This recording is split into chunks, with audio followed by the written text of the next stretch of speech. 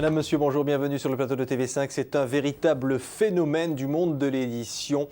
Il a vendu 26 millions de livres à travers une centaine de pays et ses ouvrages sont traduits dans une quarantaine de langues. Évidemment, il y a eu L'Alchimiste, il y a aujourd'hui Véronica décide de mourir. Paolo Coelho, merci d'être sur ce plateau. Quand je disais vous êtes un véritable phénomène, on va parler de ce nouveau livre qui est en partie un peu autobiographique. Ça veut dire que le succès, à un moment donné, dépasse tout ce que vous pouviez espérer?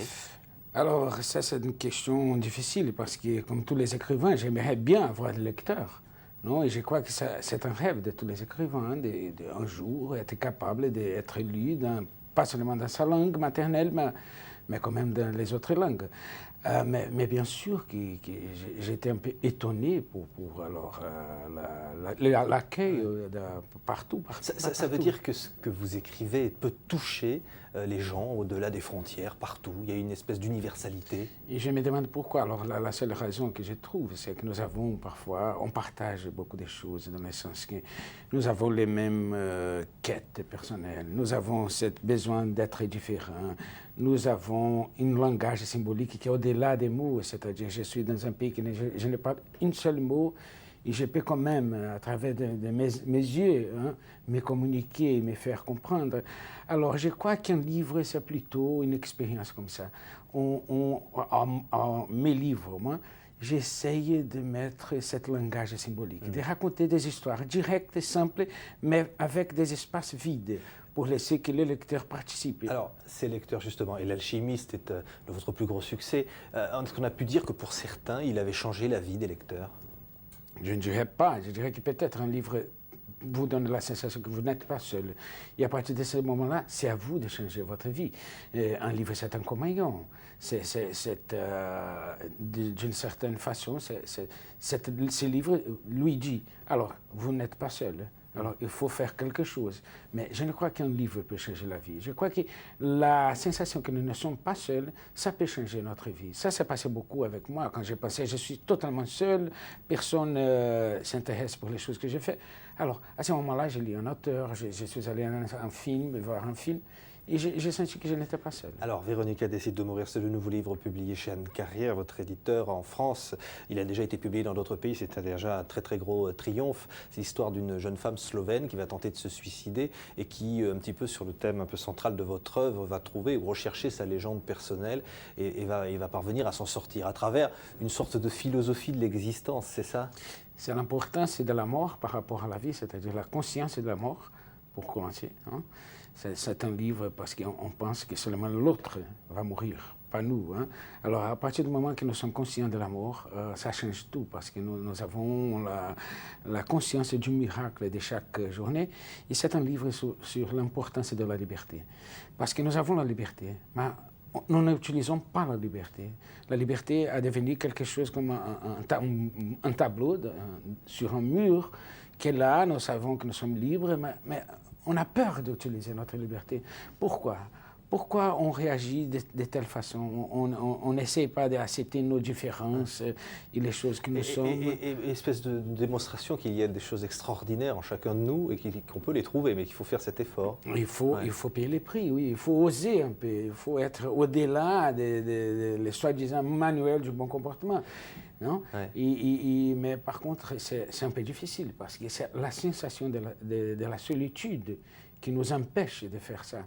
Alors, à partir du moment que je sais que je ne suis pas seul, qu'il y a des autres au monde entier qui m'aident parce qu'ils sont aussi en train de vivre sa légende personnelle, son rêve, alors ça m'aide beaucoup à vivre ma propre légende. Alors il y a dans ce livre une part autobiographique parce que cet internement psychiatrique, Véronica va le vivre, va le subir. Vous l'avez connu.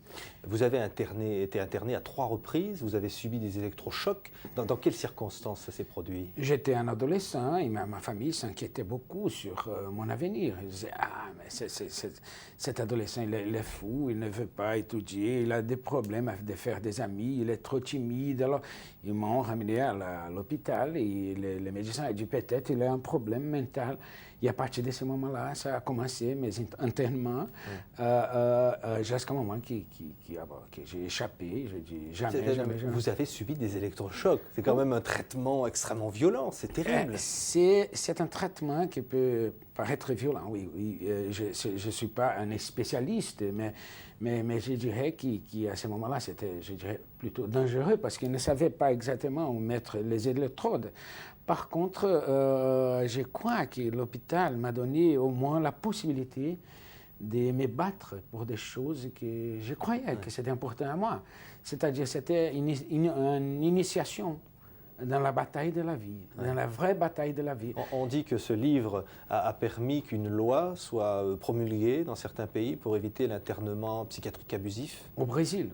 C'est-à-dire, ça se passe au monde entier, mais au Brésil, maintenant, ils sont obligés, les livres, c'est seulement les leitmotifs, c'était quelque chose qui a aidé, la loi était déjà là pour être approuvée.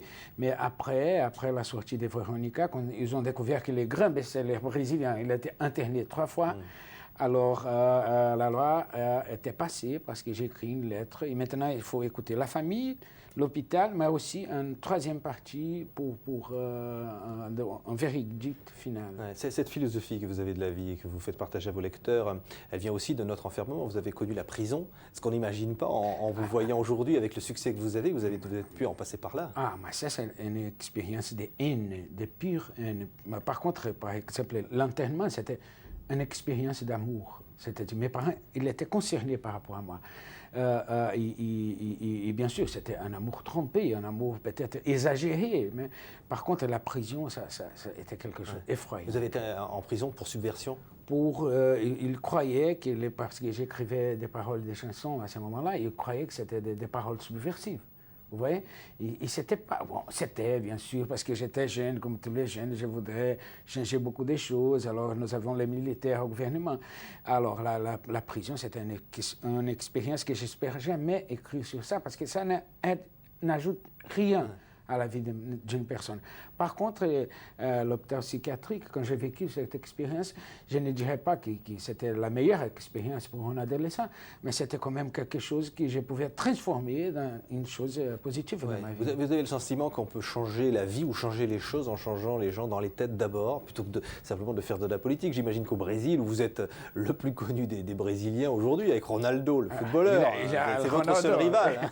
Il est Ronaldo. Mais le plus brésilien, le plus connu à travers le monde que vous êtes aujourd'hui, il a peut-être une parole politique à donner au Brésil. Je crois que ma position, c'est toujours politique, c'est-à-dire un écrivain ou un chanteur, n'importe qui. Nous sommes des êtres politiques.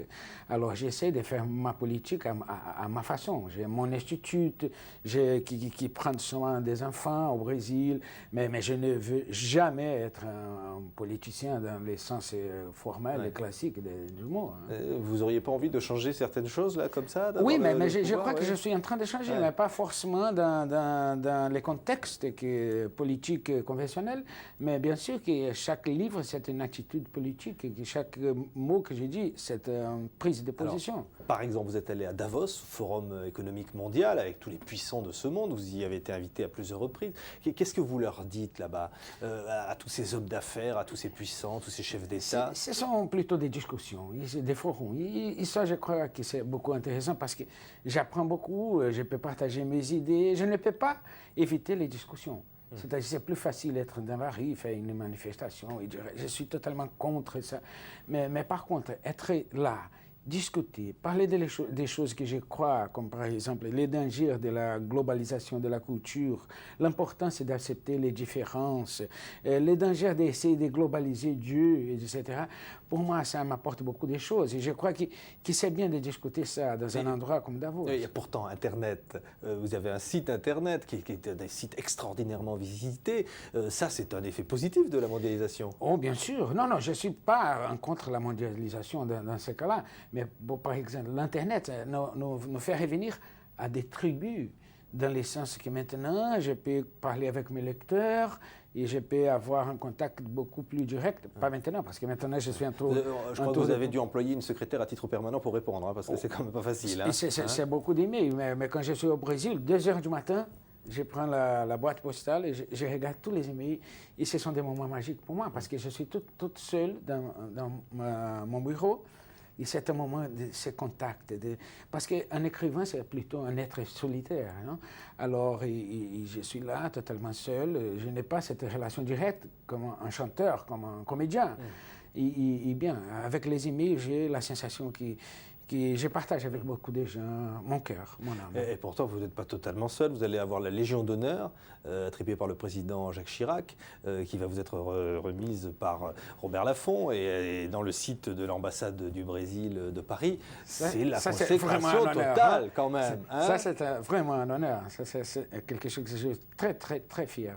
Ouais. Vous n'avez jamais le regret de dire j'ai connu peut-être l'internement psychiatrique d'avoir voulu être écrivain, j'ai abandonné une carrière que vous étiez promise extraordinaire, vous étiez directeur à CBS, la maison de disques, et d'avoir maintenant ce parcours complètement différent qui tient à quelques livres comme ça, un dialogue avec des gens. Absolument, mais ça n'arrête pas. C'est-à-dire chaque livre c'est un défi.